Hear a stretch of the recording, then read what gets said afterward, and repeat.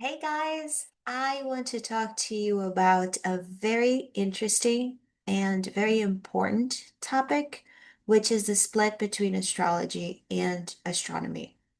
These two are often seen as separate, right? Separated from each other. Astrology is seen as spiritual and intuitive and very symbolic, while astronomy is seen as very scientific, very rational, very empirical.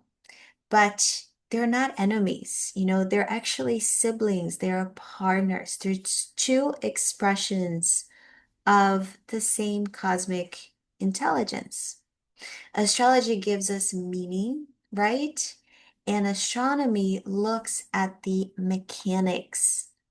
So astronomy gives us data, right? The orbits and the distances and the chemical makeup of the planets and the celestial bodies and gravity, all of that, while astrology gives us the narrative, the stories. What does it mean when Mars is in Gemini? What is it? How does it affect? How are we, part of our psyche being activated when Saturn and Neptune meet in the sky?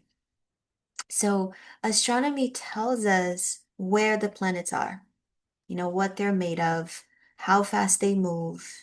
But astrology asks, why does it matter?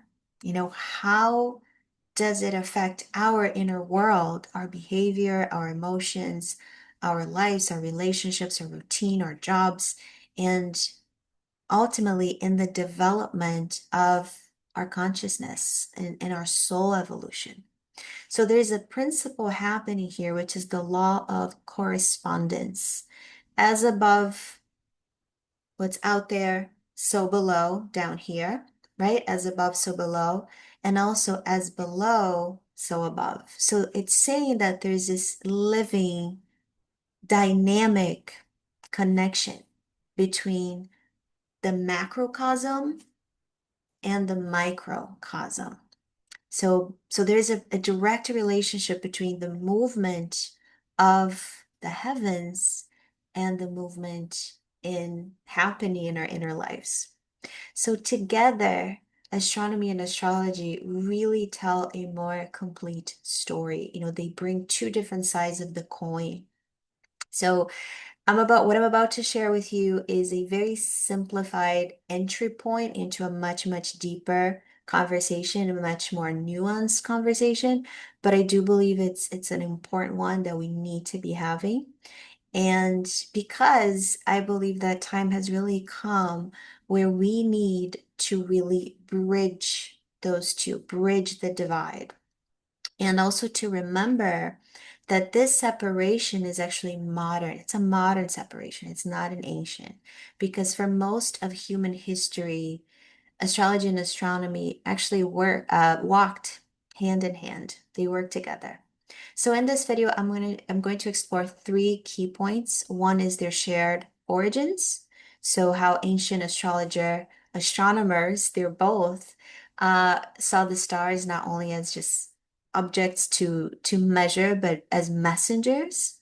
So I'm going to talk about that. I'm going to talk about the split, how and when the separation happened, and what were the historical, social, cultural context of it, the forces behind it. And the third one is, why does astrology persist and why does it matter now more than ever? Why should we be having this conversation? Especially because in a world really obsessed with data, but in many ways starving for meaning and connection, astrology is continues to reemerge as a true vital bridge between the heart and the mind, between the heart and the intellect, between ultimately between spirit and science. Okay, so let's dive in and let's start with the origins. So the origins really is when astrology was astronomy. When we talk about the ancient world, astrology and astronomy were one and the same. There was no division between the scientific and the sacred. There was no division between the measurable and the meaningful. So if we're talking about civilizations like Babylon, ancient Egypt, Greece, India, China, everyone was observing the sky, and looking up to the sky was both a scientific endeavor, but also a spiritual practice. So the heavens, the sky, the cosmos were not just studied, they were interpreted. And it was really, we're not separated from, like, we're a part of it. It's a whole ecosystem. It's like this deeper understanding that we are one with it. And remember that our ancestors, they did not have smartphones, they didn't have computers, they didn't have screens, so they looked up to the sky and truly paid attention. Nowadays, we kind of look down and look to the screen, but back then, they were truly paying attention. And part of it was because of maybe there was less distractions back then. But in many ways, we can, even though we're very connected, like we're connected to the interwebs, and we can speak to someone who's, half across the world in a second. But in many ways, they were actually far more connected than we are now. They're connecting to these higher spheres, which is, so ironic given that we live in the age of constant connectivity. So the celestial bodies, the planets, the stars, the eclipses, the constellations, they were viewed as divine messengers, as and omens and cosmic clocks that were really guiding human affairs down here on Earth. So they were tools to track time, to understand the rhythm of nature, the cycles, and to align human life with the greater cosmic order. So the earliest astronomers, they were considered the astrologer priests. They were revered because they were doing something so important. They were syncing their community with the heavens, with the sky. There's such responsibility in that. So they would create these like star charts to predict the seasonal changes, to determine, auspicious moments to conduct the rituals. They would, use that knowledge to advise the kings and the queens.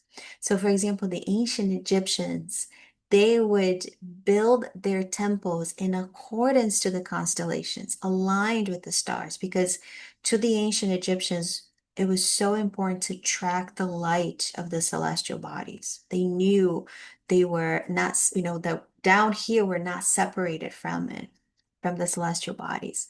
In ancient Mesopotamian, the scholars would go up to the ziggurats, they would ascend up to these, huge temples, observatories that would reach up to the heavens, like they would be, very tall for the times, and they would study and record the sky. So for over um, around 700 years, they meticulously gathered data. So the water levels of the rivers, when a war would start to happen, when there were political events, they would record everything, earthquakes, natural disasters, the harvest, everything was like recorded. So we have here many, many years of observation. So it's observing, recording, and then correlation. So these astrologer astronomers are really building, in many ways, this like database. And that was really rooted in that careful observation of the patterns between heaven and earth, which is so much of what modern science does and how it works. First you observe, then you record, you take notes, and then you start to compare. And when certain conditions start to repeat, that's when you begin to make predictions. So their method was very empirical, but not empty of meaning. So for them, the sky wasn't just a machine, it wasn't just a tool, it was that, there was a message coming from the skies. So one of the most iconic examples is Claudius Ptolemy. He was a second century scholar, and he created, his works were foundational texts on astronomy. and astrology and philosophy, and they really became, the very highly influential during those centuries. Because again, for the ancients, the sky was really a sacred language, and to observe the stars was to be in a deep communion with the divine. And then we move into the Middle Ages, right? In the Middle Ages, astrology was actually in many ways a respected science. Medieval astrology held such a central place in the intellectual and spiritual life, especially in Europe and the Islamic world. It was very accepted, and it was considered a pretty serious science, not just mystical speculation. So just to have an idea, astrology was actually taught in universities like Oxford, like the University of Paris, like the University of Bologna, Italy, and it was studied, alongside astronomy and math and medicine and philosophy. So actually, like a really good point here is that astrology and medicine work together. Doctors usually use natal charts to diagnose and treat illnesses.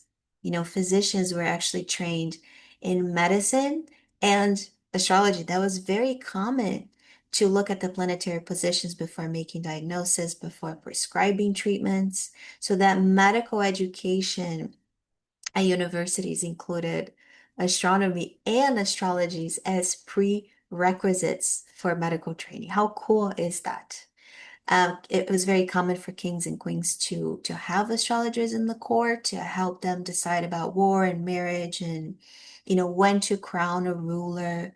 We also have monks and scholars that would track planetary movements to time, the religious rituals, the agricultural cycles. We see many, many surviving manuscripts from the Middle Ages containing astrological charts, interpretations, discussions, providing a lot of valuable insights into these practices of the time. One of them is the Book of Hours. If you haven't seen it, you have to see the Book of Hours. There is these beautiful illuminated prayer books for the lay people. And they would have the daily practices, the daily prayers, and they would also show the zodiac signs and the astrological calendar. So this was a way to guide people not only in their devotion, right, and their religion, but also to understand the seasonal changes, the feast days, and the most auspicious times for certain activities, right? So you see these medieval manuscripts rich with astrological charts, with many symbolic illustrations and interpretations. So we have actually records of how deeply astrology was just part of daily life and how it was part of the cosmology of the time.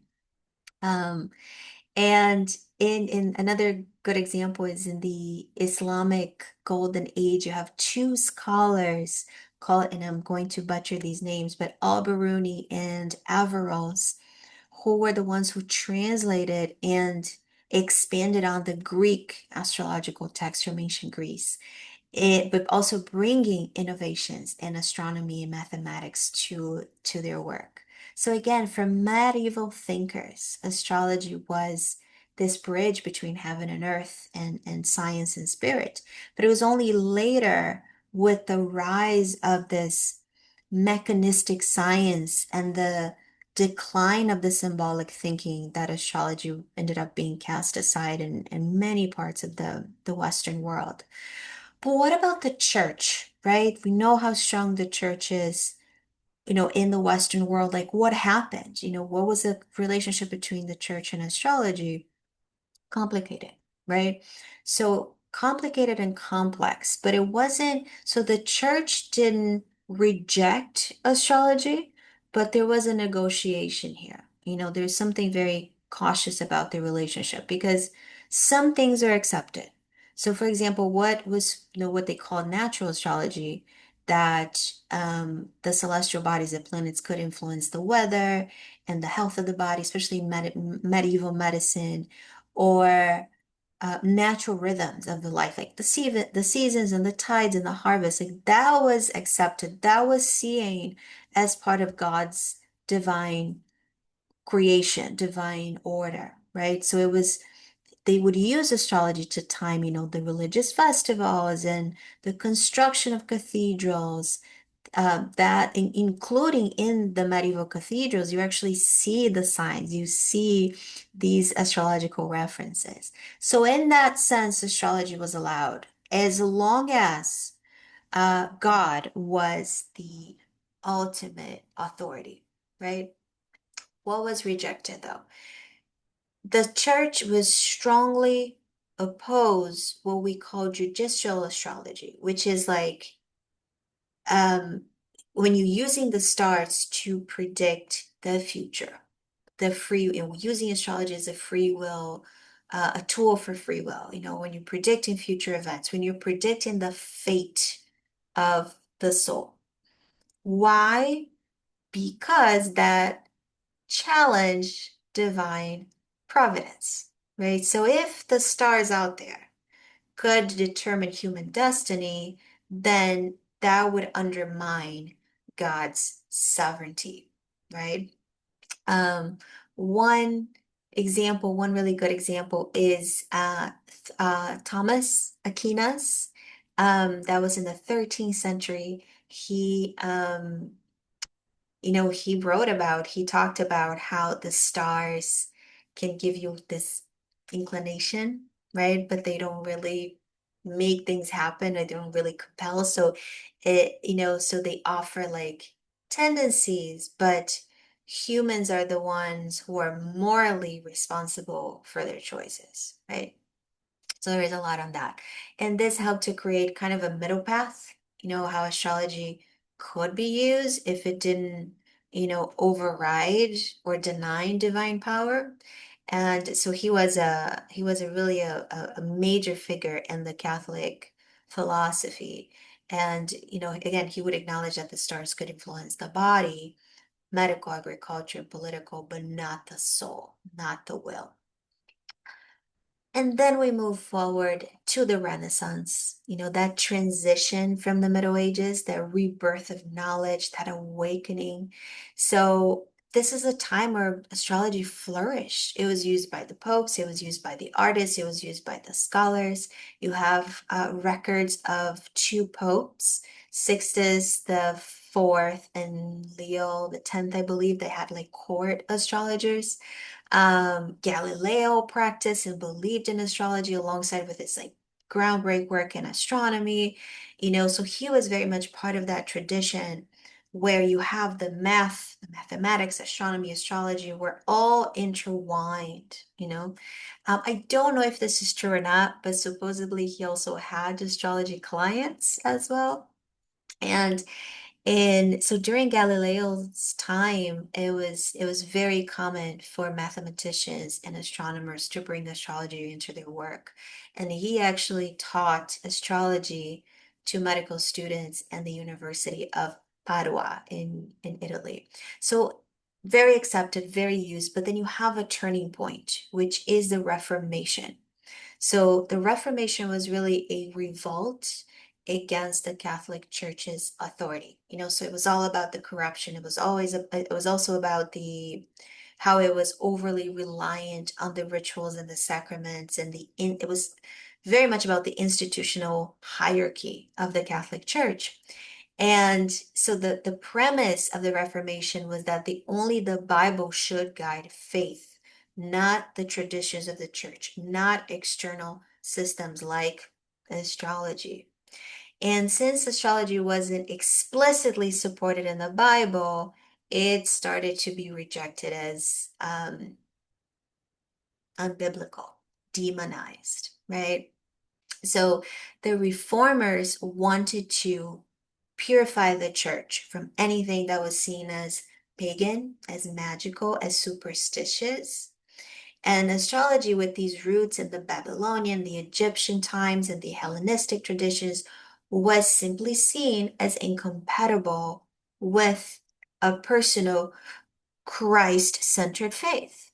So if it's not in the Bible and if it's not in a very direct, obvious way, then it's witchcraft, then it's divination, then it's, all the alchemies, and I know all of these tools, these practices were targeted in both, the Catholic witch hunts, the Protestant witch hunts, that was such a dark period. So the that world view was that God was the sovereign being in predestination. It was, yeah, that was what the worldview emphasized, God's sovereignty and predestination, especially in Calvinism. So they opposed the idea that the stars could influence anything. They could influence human destiny. And and there was, that belief that our lives could be controlled by these impersonal cosmic forces instead of God's will was out of the picture. So instead of seeing the cosmos as sacred and in this interwoven order, where astrology made sense, that started to be seen as demonic witchcraft, right? Um, so by the 17th century, this is when we see the Catholic Church actually even banning judicial astrology. So even the when we're talking about the cycles of nature and agriculture and the harvest, that's gone. And at the same time, while this is happening, which is between the 17th and the 18th century, we have the rise of the scientific revolution, which brought a new emphasis on empirical evidence and the mechanical laws of nature. So this is the rise of um, rationalism. You have the Enlightenment, which made this rift, this separation even stronger. So astrologer was dismissed by science, by the church, and anything that was seen as irrational, anything that couldn't be testable and explained through science lost value. It became unscientific, it became just irrational, which is such a dichotomy here because anyone who studied astrology in depth sees it proving itself by, you know, observation and correlation. So you see it working. It's not a matter of faith or belief that it will maybe work. It simply does. We see it, right? So even though we don't even know yet the mechanism of how it works and the scientific equation to like, okay, it works because of this. Um, but so during this time we see the science, the scientific, objective, rational, mind really society going into that extreme and leaving out the heart, the mystical, the spiritual, and the forces of existence that are very much part of the great mysteries, right? So again, here we see that big shift where we see astronomy focusing only on the physics of celestial objects, the mathematical models, and observational accuracy. Astrology, because of that lack of measurable outcomes and the lack of scientific proof, it started to be seen more and more as pseudoscience, right? But astrology did not disappear. It gradually lost institutional support, but it persisted. It persisted in the folk and esoteric traditions. It lost favor in the elite academic circles, but it remained vibrant in the mystical and folk context. It survived through the magic and the almanacs and herbalism, and it was later brought back to life by the Theosophical Society in the late 19th century, founded by Helena Blavatsky. It was all about the society that wanted and worked through bridging science and spirituality and ancient wisdom. So it was a big revival here. And that's when you also have Alan Leo emerging as a really important figure in modern astrology because he helped to shift astrology's focus from fate and prediction to character analysis and spiritual development. So he was laying the foundation for psychological astrology. And then we see the resurgence in the 20th century. We see, with the new age movement of the 1960s and 70s, there was this reignition of the public interest in astrology as seeing as this path to a deeper understanding of yourself, self-discovery, spiritual awakening. So here in the West, especially, this this spiritual movement encourage people to explore spirituality outside of organized religion. So bringing the psychology, the mysticism, the alternative healing. It was this big spiritual awakening that happened, and took people back to ancient wisdom, Eastern philosophies, mystical traditions. Of course, we got to mention Carl Jung, the Swiss psychologist and mystic who helped to, in many ways, legitimize astrology by linking it to his work. He brought in the archetypes, he brought in synchronicity, he brought in the concept of the collective unconscious. So he was working with birth charts as that symbolic mirror of the psyche and a guide to individuation, to each person.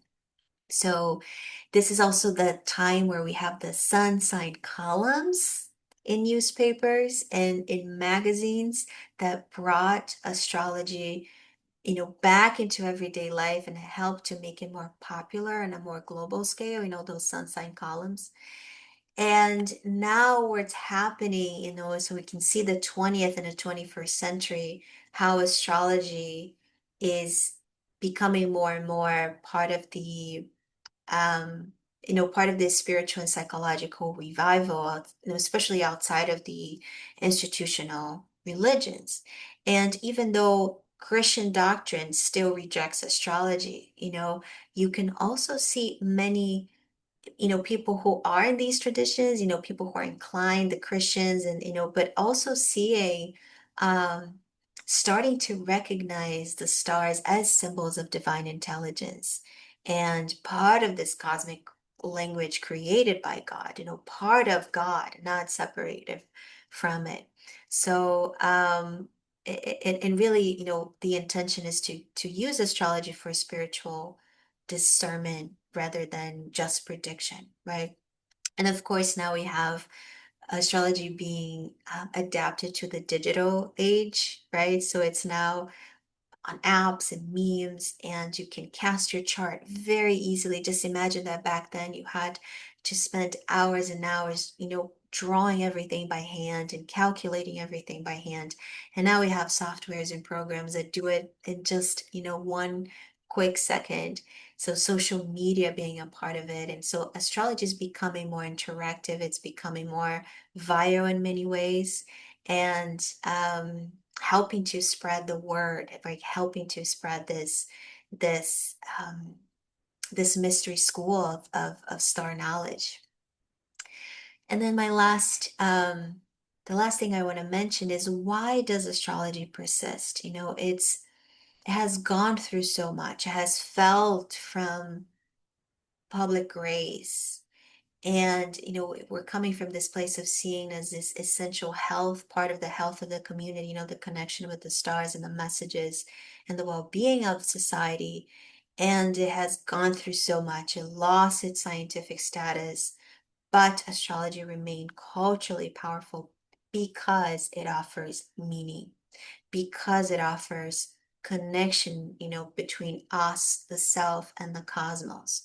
So it's again, and I mentioned this in the beginning, it's not about what's out there for the sake of what's out there, but how what's out there reflects what's within and what's happening in our lives. So that's the first thing I believe, that it's very much part of the human experience, that we're not just rational, objective beings. We need meaning.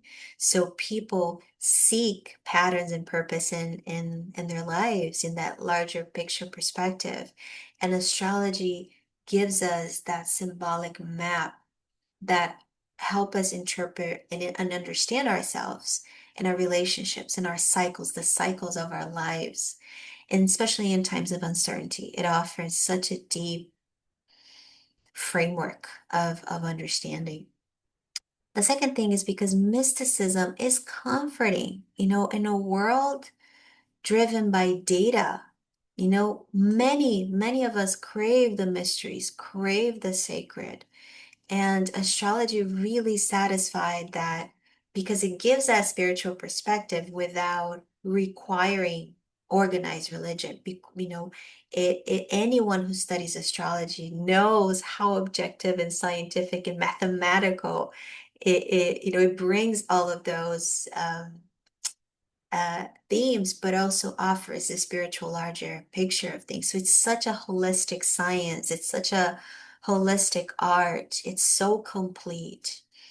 The third thing is because of it really encourages self-reflection. The birth charts really function as these psychological mirrors. So it invites us to explore our identity, our patterns, our relationships, and our life path, but in a very personalized way. And yeah, and then the other thing is because it gives us a sense of control. Not that we can control the stars, not that we can tell them what to do, and but astrology offers tools. When we do transit, when we look at what's being activated in our charts or in the charts of someone in our lives or even in the charts of our countries, we can anticipate things, and that can really help with decision making. That can really help to be more prepared and more aligned with the cosmic rhythms, even if there's not something for you to do in terms of preparation, but just understanding that, the cosmic rhythm and the phase that you're in, that can be it can offer some sense of control and understanding instead of, feeling overwhelmed, feeling like you don't know what's going on. And when something will start to, when that cycle will start to, the energies will dissipate and it will start to diminish. Like that gives us a sense of control that can be really helpful, especially during difficult times.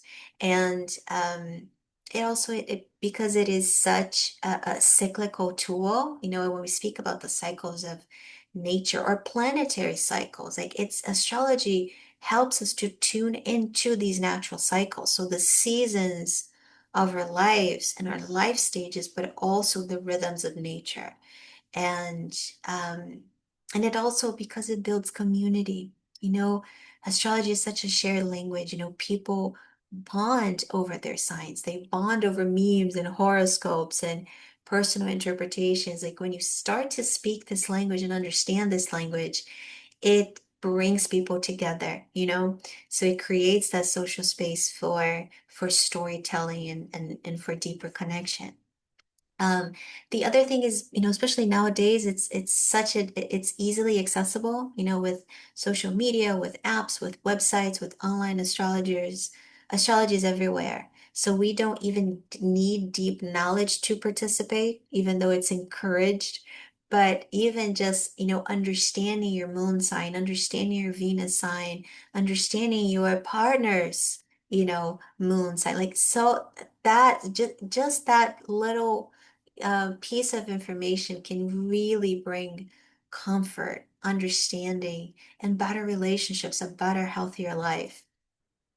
And the last thing, why does astrology, how and why does astrology persist and survived? Because it's enduring.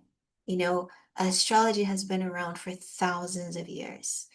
It is adaptable. It shows how it can adapt across time and across many cultures, from ancient Sumeria to Babylon to TikTok. It is a very adaptable science and art and mystery school. So astrology persists even though we haven't yet found a way to scientifically prove it and explain the mechanism. It survives because it's personally meaning and it blends in myths, symbolism, and storytelling, psychology, spirituality, and mathematical calculations in a way that resonates across time, and we don't, through astrology, we don't have to choose between reason and intuition, right? Between spirit and science. We can have both. We can honor both, and we can be in this conversation with both. So I really hope you enjoyed this exploration. Like I said, this is a very brief summary, but hopefully enlightening for you, and hopefully it brought something to you that you didn't know before. If you like this video, don't forget to give me the thumbs up, and don't forget to subscribe to my channel if you haven't yet. Thank you so much, and I will see you next time.